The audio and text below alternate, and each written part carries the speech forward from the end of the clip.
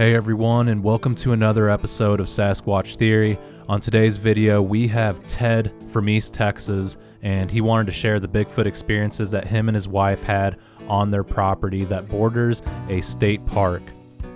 East Texas has had a lot of Bigfoot reports come out of the area, and a lot of them have been pretty frightening and violent, to say the least.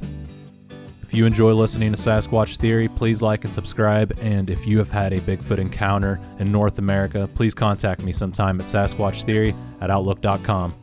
Alright guys, with all that being said, let's just dive straight into this next Bigfoot interview.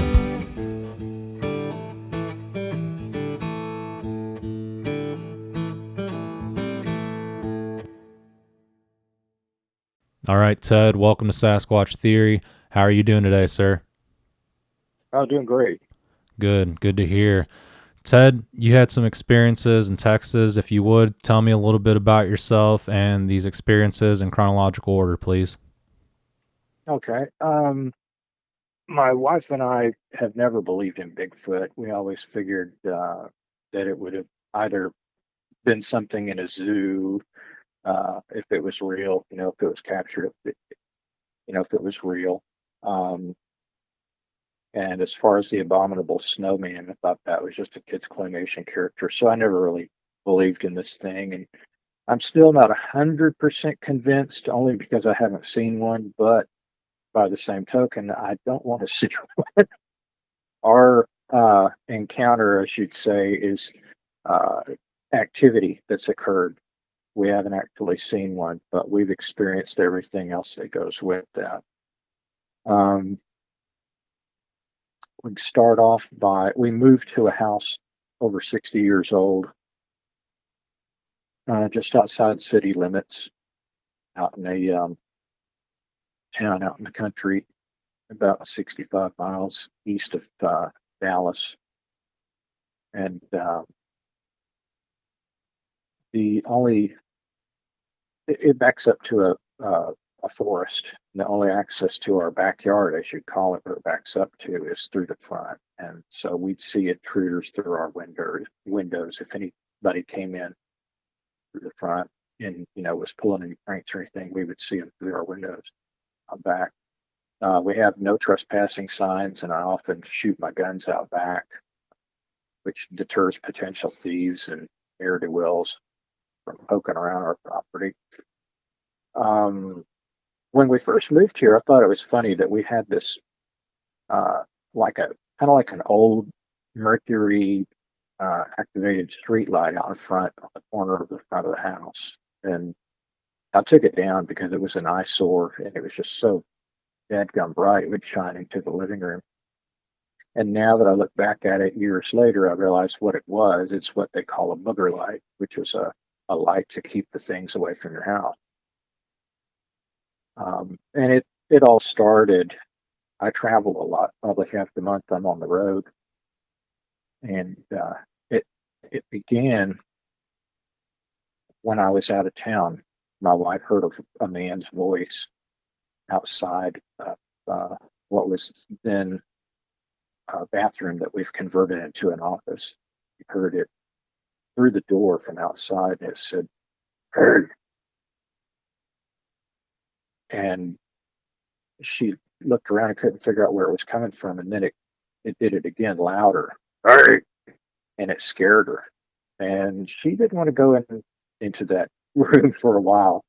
And she called me and said it was just the weirdest thing. She heard this voice, and we brushed it off. We thought maybe it was a freak acoustic anomaly, because maybe somebody across the street was on their front porch and they have a brick house, and it kind of acts as a speaker when they're out there. And we thought maybe that was the deal. But she said she went and looked out the window, didn't see anybody out front on the other porch across the road. So we don't know what that was. We brushed it off. Looking back, I gotta wonder what that was.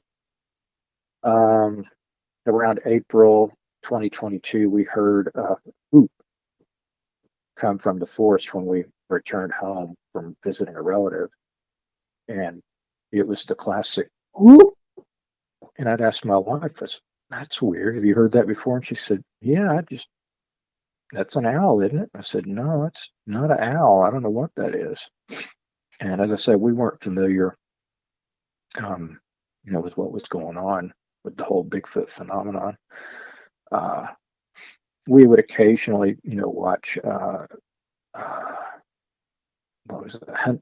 Oh, Looking for Bigfoot or whatever the name of the show was that had Cliff and Bobo on it. But you never see anything on that, and they never Finding Bigfoot. They never, get anything on there. We just more comic relief than anything else. Um, so around May again, we're hiking out in this state park that's about 20 miles south, um, southwest of us. And while we're hiking, we came across the lower front legs of a deer that were torn off. They weren't cut off. They were torn off, and you could see where the hide was just broken. And they were laying side by side, like they were placed uh, with purpose. And what was weird was they were right in the middle of a hiking trail. And I thought that was strange, and there was no blood around them. Looking back now, I'd heard that what they would do is gather the deer, grab it, hold it, pull the front legs off, and then they could go off into the bushes and put it there, and it would hobble it so it can't escape. And then, if someone's coming along the trail, they're able to hide and elude the people, and the deer's not able to get away, and they can go back and retrieve their quarry to eat it later. Um, so that was strange. Then while out of town, again, my wife heard loud footsteps crunching in the backyard close to the back of the house, connecting to the den. She looked out the window, but the light was reflecting from inside and she couldn't see outside, so she just brushed it off. It was about 10 or 11 at night. Now, I began having an interest in hunting when we got out here because of the forest at the back of the yard, and we're city transplants. So I wanted to lure the deer in to the back of the property. I know that we'd had them because I'd seen some little hoof prints, and I'd caught a doe and her fawn on a trail cam that I put up on a tree. And I took a jar of peanut butter and took the lid off, screwed the lid to the tree about 5 feet up, and cut the bottom out of the peanut butter jar and then screwed it back to the tree. And that was to, give the deer something they could come up and they could eat out of. It's supposed to be a very effective lure for deer. So I put it back, screwed it together, put it on there, and the next morning I went to go check it out, and it was 100% clean, and the jar itself was screwed off the lid. The lid was still screwed to the tree, but the jar was laying there on the ground. And I mean, it was like someone had professionally cleaned it in a dishwashing machine.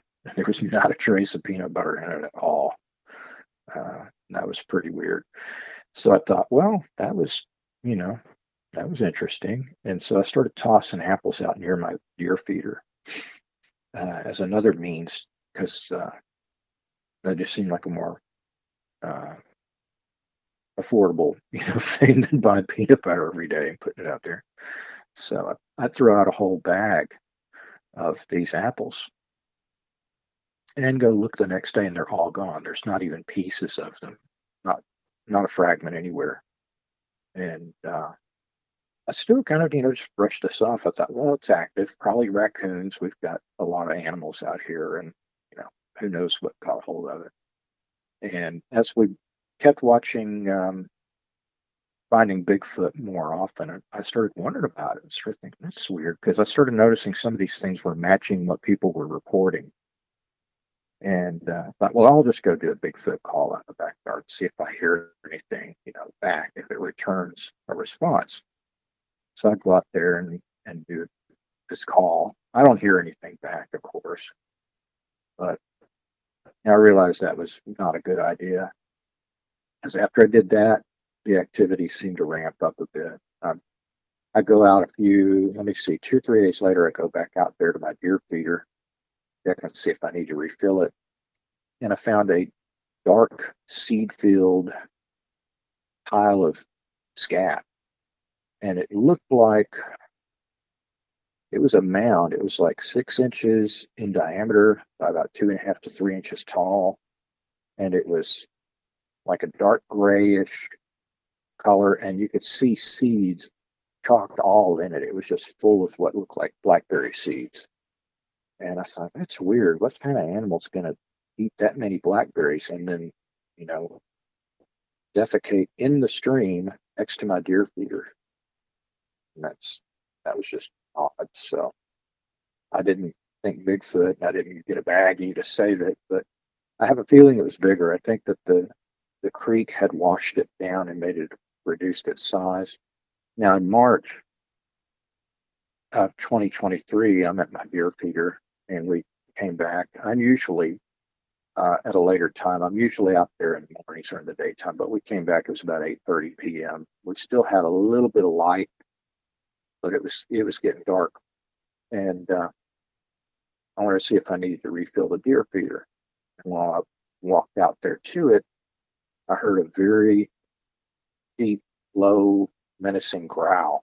And I didn't feel it in my body like people say they feel when they hear these growls, but it was about 30 to 35 feet from my feeder creek. And I looked all around me and I didn't see anything. But something told me in my head to leave, just get out of there. I mean, it wasn't like mind speak or anything, but it was just instinctual, primal response, get out of there.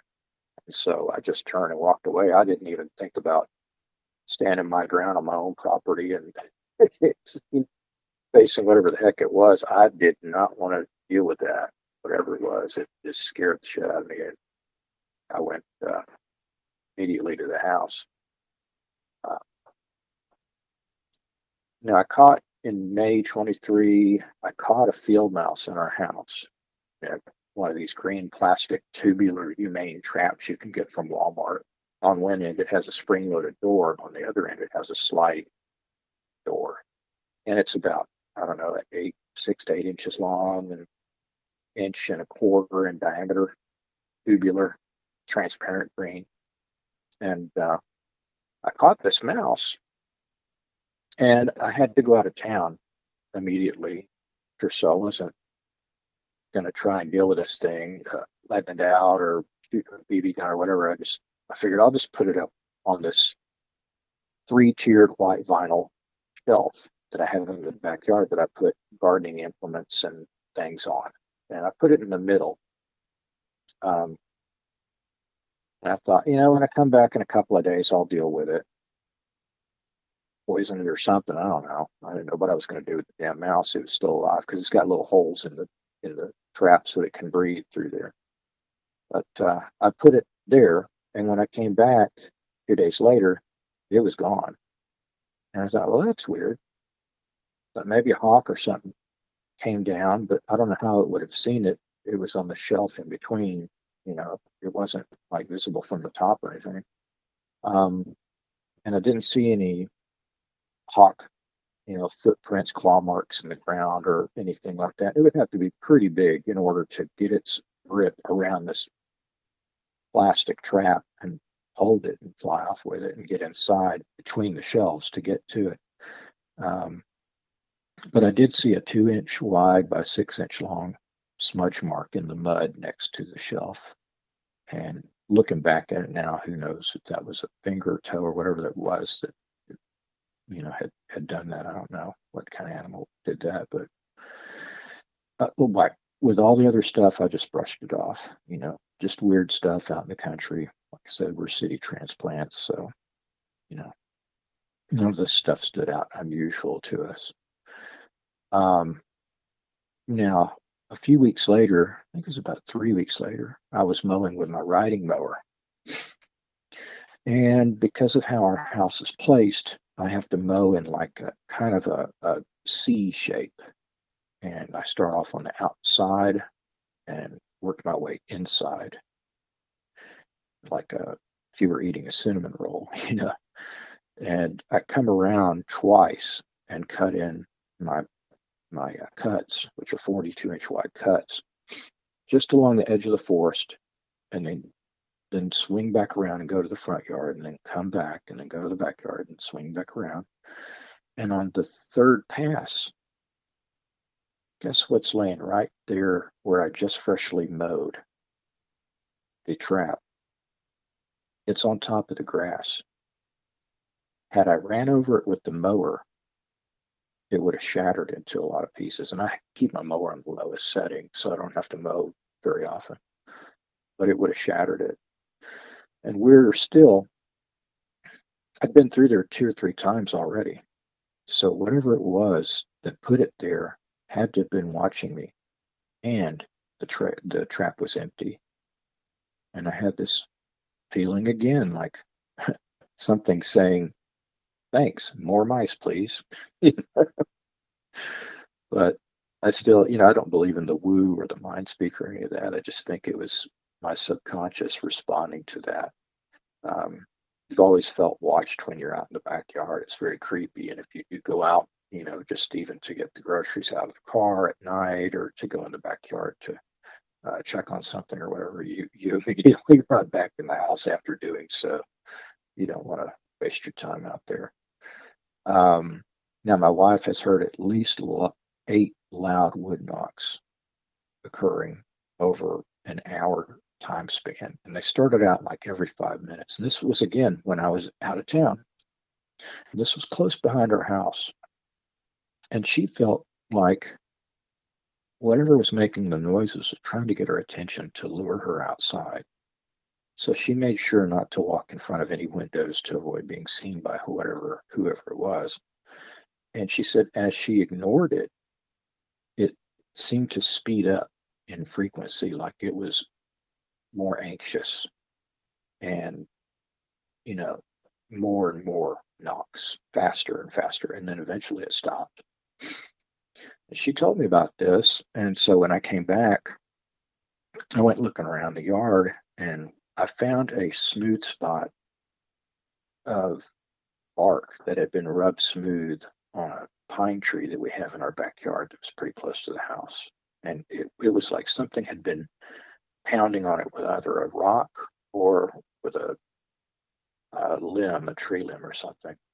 I'm thinking rock because close by that tree was a weird looking rock that I just picked up, looked at, and sat back down, because by now I'd been hearing enough about gifting and these kinds of things that I thought, I'm not going to make this thing think that I'm taking this as a gift or going to leave it anything as a gift or whatever. I don't want, So,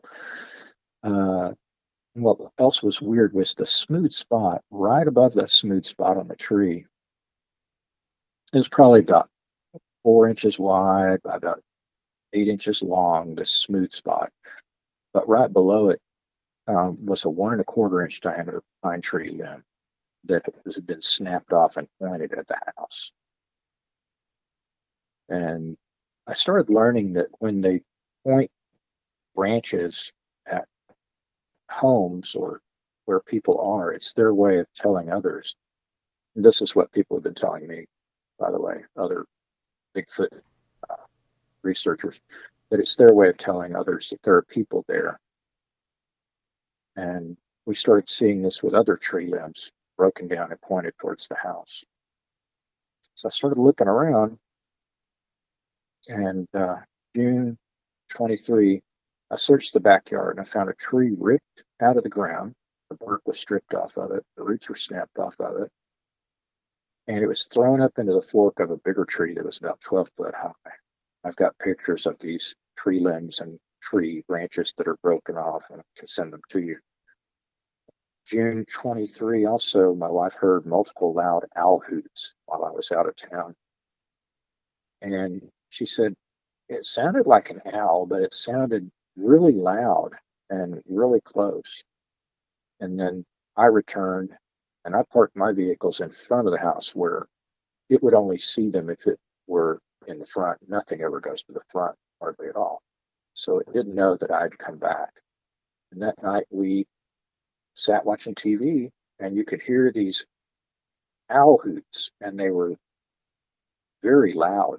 They were too deep and they were too close. She was like, "You think that's an owl?" And I'm like, "No, that's not an owl. It sounds like an 800-pound owl, like you heard other people talk about." And when you hear it, you can tell it wasn't even dark enough for an owl, to be out. So we just stayed there and stayed quiet. Um, I'm back in the backyard looking around for more signs of this thing, and I found what appeared to me to be a footprint, but it was pretty old. It had been set in uh, what was now hard, dried up red clay soil that we had brought in to control some erosion. And it had hardened up, and you can see the outline. You can see the heel and the sides of the foot, but the toes have eroded inward, so they're not too clear. Uh, and it's much deeper than the rest of the foot, as it looks like it's climbing uphill towards the house. So I've got a picture of that I'll send you as well. Um, the July, my wife heard three hoops in succession that appeared to be coming from our neighbor's stock pond, which is right next door. And a few weeks before the last tree near the other one was found, the next morning broken and pointing towards the house. So I've got a picture of that. Uh, then what I experienced after that, we have a garden, pretty good sized garden that's pretty close to the highway from the front of our property. But we have a what you call a green bean tunnel that we made out of hog panels that we bent over and curved, and we made this tunnel out of it, anchored in with post and all tied in together. And then the green beans grow up into that. You can walk underneath it and pick the green beans to gather them. And you got to reach up about a foot or so. So it's about 6 foot, about 6.5 foot.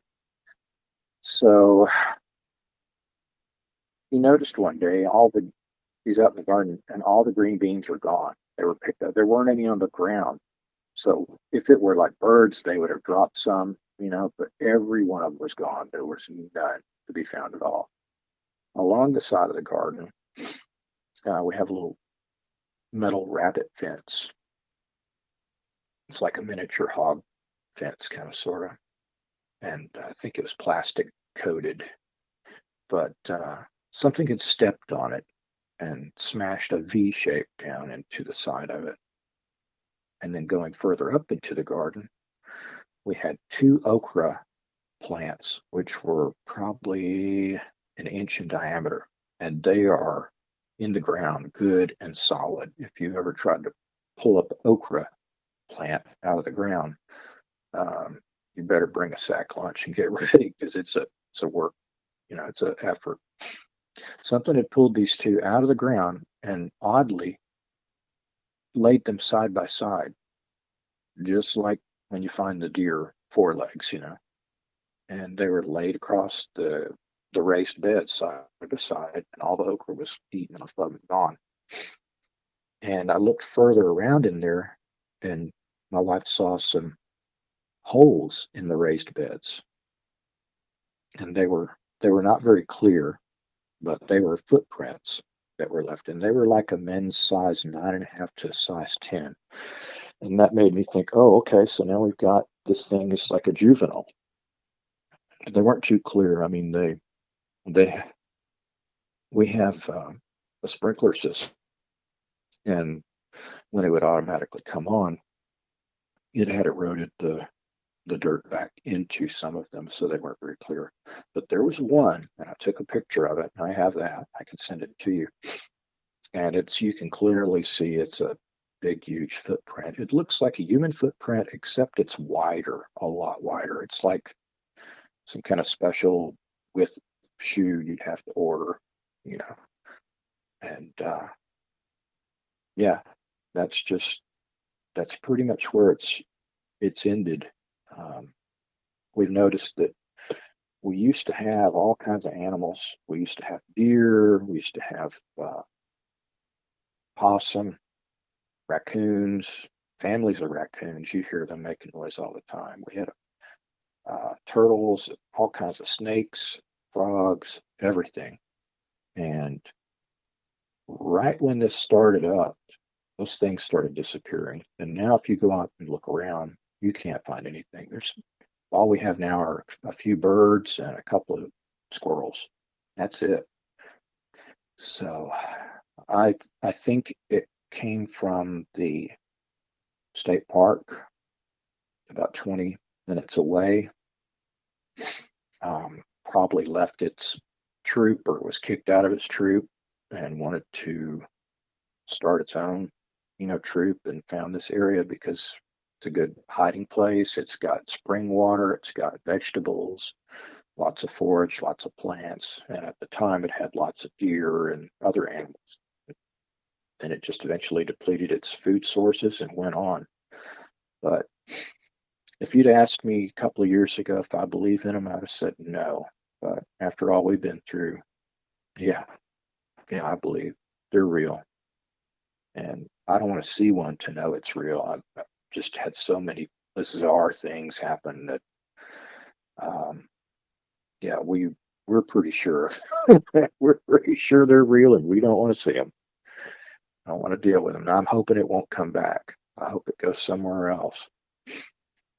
And that's it for our situation. Okay, Ted. Well, I appreciate you for sharing all that information with me. And do you feel like these creatures or whatever it was coming around whenever you went into town and you were gone from the house? Yeah, yeah. I think it was trying to lure my wife out. That's why I think it was a male juvenile. I think it was kicked out of, I think that they kicked them out of their troops. I think they're just primates that get kicked out of their troops when they become breeding age.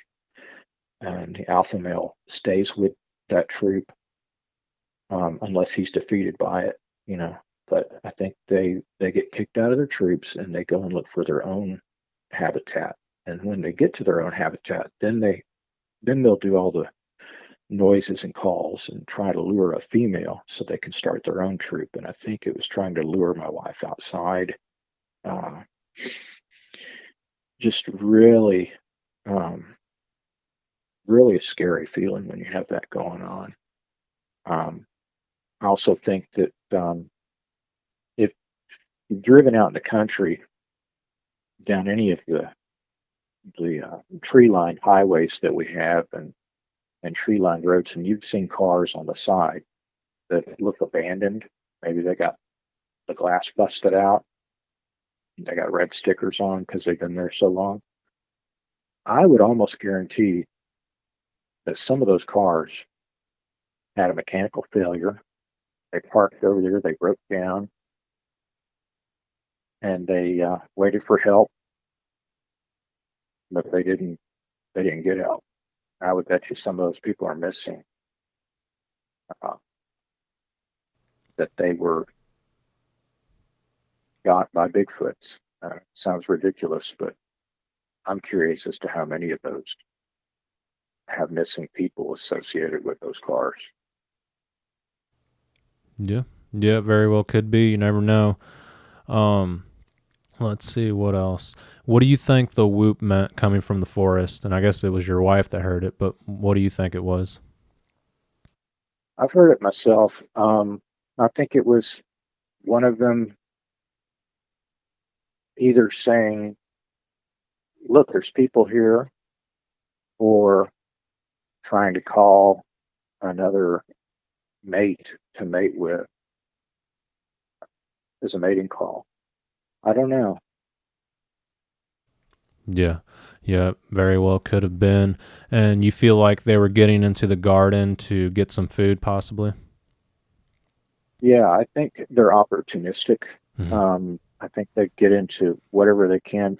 They're, from what I'm told, I don't know that they're as big as Patty, but something that strong, that powerful needs a lot of calories, and so anything they can get to consume that's caloric for them, they get.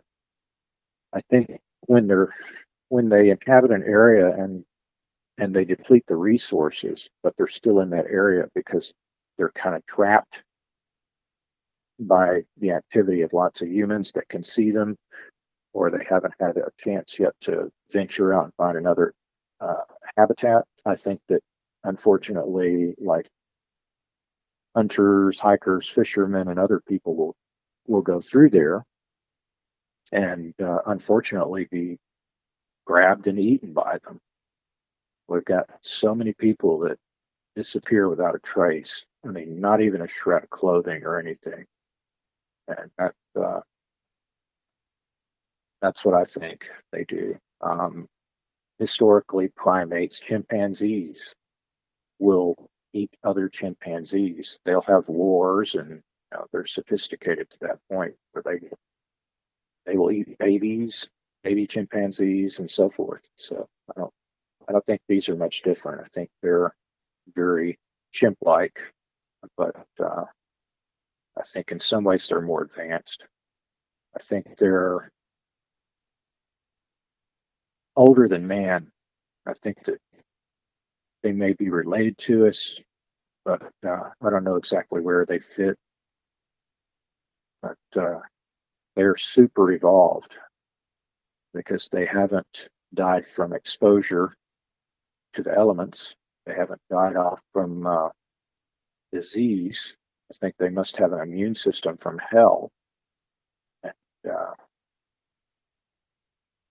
there's something I think that the Department of the Interior and others are concealing because of the fact that people, so many, I mean, thousands of people have disappeared in these forests and state parks. I think that they're afraid of being sued by the family members if it's revealed as a new species and classified and made known. So that's what I think they're trying to do.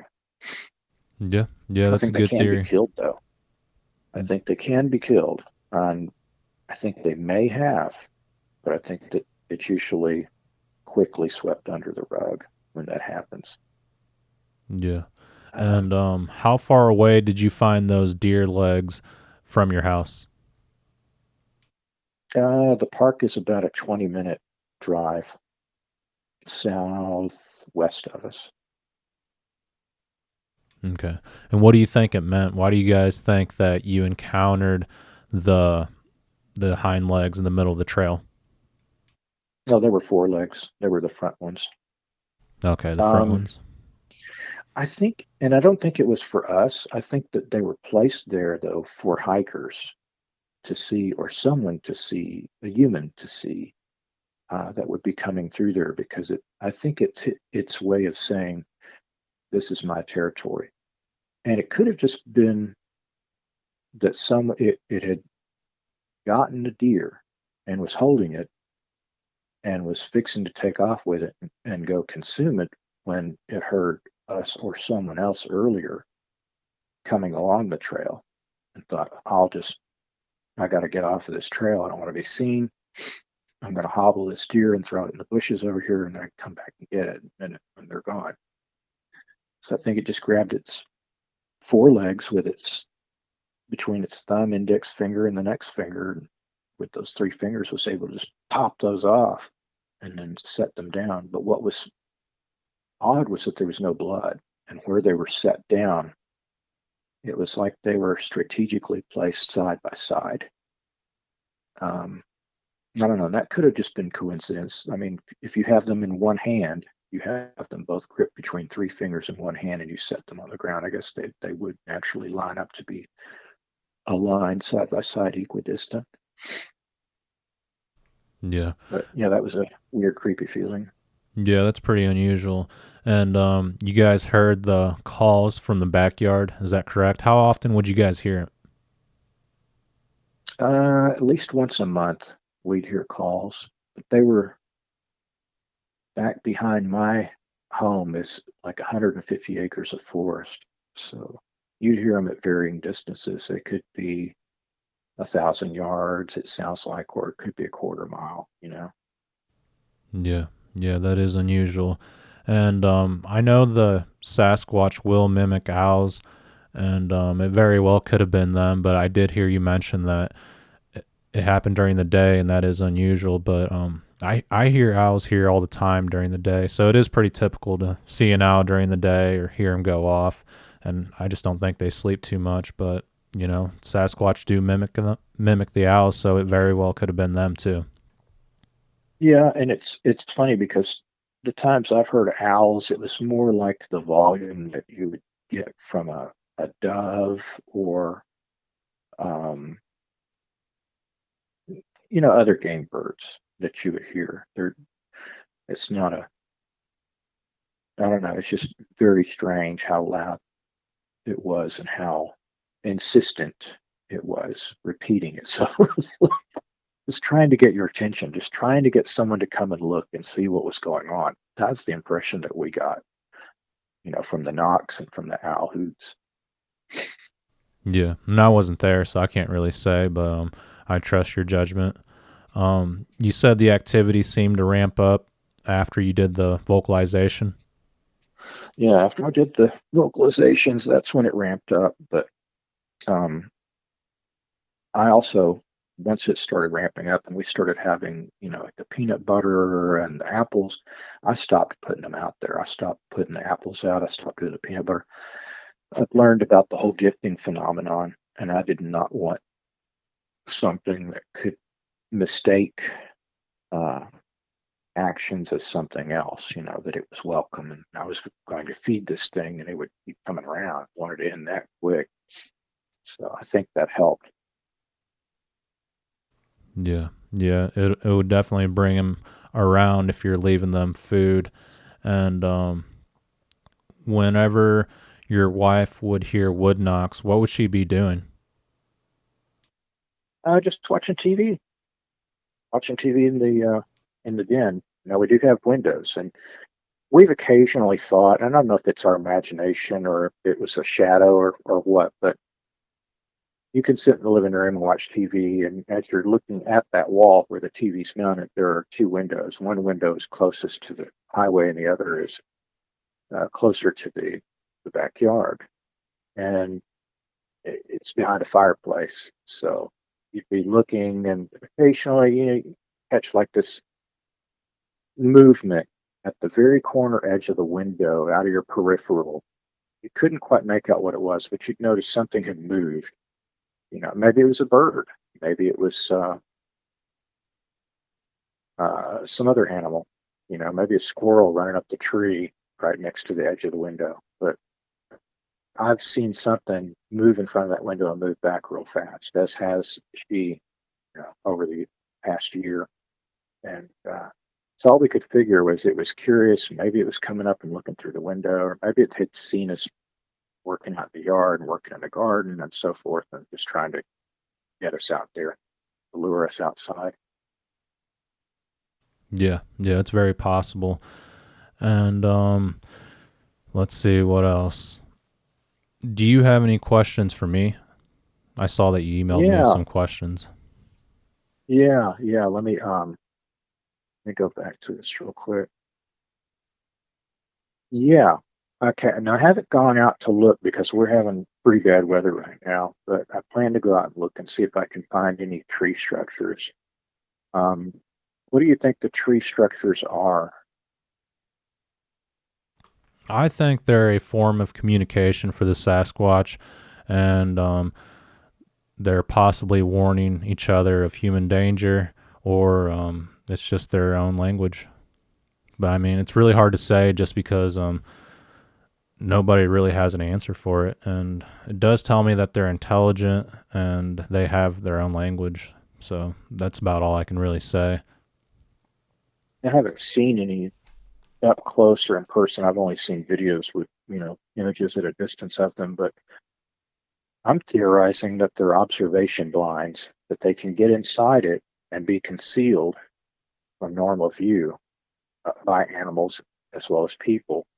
But enables them to still see us and the animals that they're preying on, so they can observe activity, behavior, um, repetitive actions, and kind of set a schedule to observe things. But I don't know. Yeah, Um, yeah. I've you, theorized many things on the channel before, and that was one of them. That it's kind of like a blind, and it breaks up their silhouette when they're in the woods. And if I did say I knew what they were, I'd be lying. And I think a lot of people out there say, "Oh, this is what a structure means, and it means this." Like they're probably just making it up, just because no one yeah, really knows without talking to a Sasquatch. exactly. Um, let's see.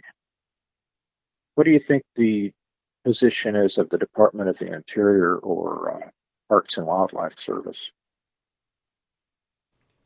Do you Mm. think they're keeping this concealed? Oh yeah, absolutely, without a doubt. And do they have all the answers? It's really hard to say. I feel like there's a higher power that's preventing them from talking, and I don't think no one department knows everything about Sasquatch, and it's all kind of broken up and hidden from the government. And a lot of people talk about a shadow government. So somebody out there knows, but yeah, I think they're definitely keeping a secret just because they would keep like mountain lions a secret, black cats, bears being in an area. I've heard it many times from conservation people that they're told not to talk about that type of stuff. So if they'll hide a mountain lion, they'll certainly hide the truth about Sasquatch. What do you think about the orbs? I haven't had that over here, but what do you think the tie-in link is between the orbs and Bigfoot? Well, I have seen that the orbs are associated with Sasquatch many times. I've seen them in this area when the Sasquatch were active, and in other areas that people have had encounters in.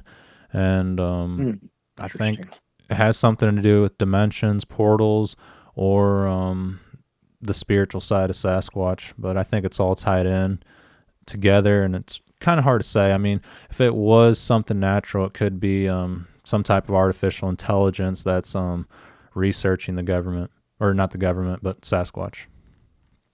Yeah, yeah, that makes sense. I never approached it from that angle, but yeah, now that you mention it, it could be very covert drones that are being used to observe and record their activity. Maybe the military has an interest in Sasquatch as something they can derive genetic material from to create a super soldier web or something of that nature. Um, what do you think the Minnesota Iceman was? You think it was a Bigfoot, or think it was even real? Or Yeah, I think so. Just because a lot of the people that actually seen it when it was on display, they said that was a real creature, and then you get some guys later on saying, "Oh, that was just like pig guts and whatever." And the same thing happened with Bob Gimlin and Roger Patterson. You know, some guy came out yeah, later saying, "Oh, that was me wearing the suit." But you never know if people are being paid off to lie or if they're insiders. But it's hard to say, really. yeah. I wondered about that guy, if he was part of a disinformation campaign or if he was just a jerk seeking fame. Same thing with those clowns up in the UK. They were running around with boards and strings saying, "Oh, we're the ones creating these crop circles, mate." No, no, no, you're not. Yeah, there's If you've people that seen try to any of the prove that they can do it sophisticated too, ones. but yeah, the ones that are extremely sophisticated that are documented around UFO activity, there's nothing that can, disprove that. Mm-mm. And do you think Bigfoot is responsible for missing 411 cases? Yeah, yeah, I think so. Just because the story of the Russian skiers that were killed and they had their tongues ripped out, limbs ripped off, and they recorded a Sasquatch. And it's hard to say what the full story is, but there's many encounter stories even here in the United States, North America, where people seen the Sasquatch come out and kill whoever they were with, or in conservation areas they find people mangled up, arms ripped off, and they're up in the trees. So I think they can be responsible for it. I mean, I don't think they're all bad. I just think there's some bad ones out there. Yeah, and I forgot about that. The Dyatlov Pass. Someone did have a picture of what looked like a Sasquatch up on the top of a hill at a distance, facing them, didn't they? There was a photograph down in a camera, I think. Yeah. Do you recall that? No, I don't. But I do remember in your email, and I don't think you mentioned this in your story, that your wife was followed out of the woods. Did you talk about that one? Oh yeah, I forgot about that. Yeah, she used to hike. She used to hike that particular park by herself on Saturday mornings, and she was hiking along and heard crunching footsteps, and she had her earbuds in, and she still heard it, and it was matching her steps. And then she stopped, and it did a step, but it was delayed, like an echo of her footstep. And she tested it again, and it did it again, and then she really got creeped out, felt something was watching her and uh, paralleling her, and so she stopped her hike and got in the car and came home and told me about it. And she won't go hike by herself anymore. Yeah. I'd Well, like to know, and I'll have to look into it, but usually parks don't want to give up information about people being missing, but I'd like to know how many people are missing out of this park, if any. yeah. I mean, from what I've heard, they don't document that stuff or make it public. But I mean, that could be your answer right there. Do people go missing? Why would it be following your wife out of a park? What are its intentions? And it's a good thing she noticed it and got out of there. Yeah. Otherwise, she would, I think even if she didn't have an inclination that it was a squatch, she would have probably thought it's some creepy homeless person, you know? So, yeah, that was good on her part. And she pulled her earbuds, and she won't hike with earbuds in anymore, listening to podcasts anymore. The awareness level needs to be as high as you can have it when you're out in places like that.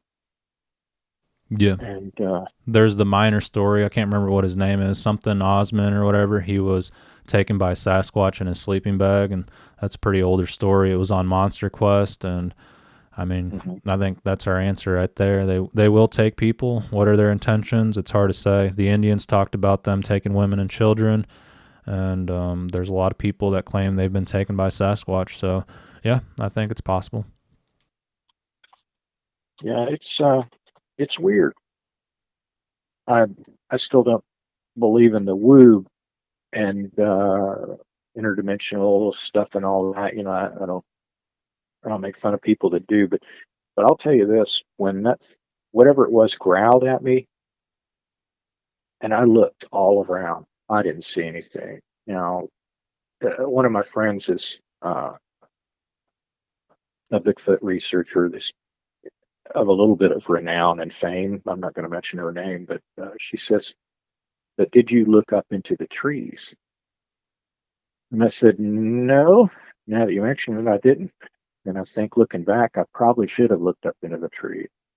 And that would explain why I wouldn't feel a vibration in my body if it were up in a tree. Whereas if it's standing on the soil, it could, if it's doing that infrasound thing, and it would transfer from the ground up to you, and you would feel it in your body. Or it would be at a ground level across from you, and it could transfer it easier that way. But perhaps not being able to aim it down from being in a tree, you wouldn't feel it. Or if it had its head directed in a different direction, you wouldn't feel that. But I know, man, it was spooky. It was just a, and I tried to brush it off afterward. I tried to say maybe it was a semi going on the side of the shoulder of the road down highway, vibrating the zip strips or something. But no. And that's the thing. Everyone brushes these things off. I think more people experience what we've experienced, but they just brush it all off. They just dismiss it. And so the phenomenon is not as widely known and not as widely as accepted. Yeah, I agree. And I appreciate you, Ted, for reaching out and sharing your experiences with me. I think it's possibly Sasquatch. I mean, if I said it wasn't, you don't have enough evidence because you haven't seen one, it wouldn't be the truth. Just because I'm not there, I didn't experience everything, and you're just going to have to keep me informed on what else happens and keep your eyes peeled. Oh yeah, I'll send you some pics too. Okay. All right. Well, I got to get running now, but Ted, thank you so much for reaching out and sharing these experiences with me. And definitely be Oh, you careful bet. I out there. appreciate the opportunity. And like I said, I want to increase people's public awareness and let them know, hey, you can laugh at me all you want. These things are real. Be careful when you're out in the woods. Don't hike by yourself. Don't fish by yourself. Don't hunt by yourself. And if you do, be well armed and be out of there before it gets dark. That's all I can say on that. Keep your head on a swivel. Be cautious out there because they are real. Yeah, absolutely. All right. Well, you have a good day, sir, and definitely keep me updated if you guys have an encounter later on in the future. Sure will. Hopefully not. Yeah. Thanks, Miguel. You have a good one. All right. Enjoy your show. All right. I appreciate it. Thank you and take care. You bet. All right, Ted, thank you very much for reaching out and sharing your Bigfoot experiences here on Sasquatch Theory. And I think it's pretty typical for people to have these experiences without actually having a Class A encounter. And that's normally how it works. If these things got caught all the time, then it wouldn't be such a mystery. I really appreciate each and every single one of you for listening today. And if you have a Bigfoot encounter that you would like to share here on the channel, please contact me at sasquatchtheory@outlook.com. And if you guys can, please like and subscribe. Until the next one, take care, everyone.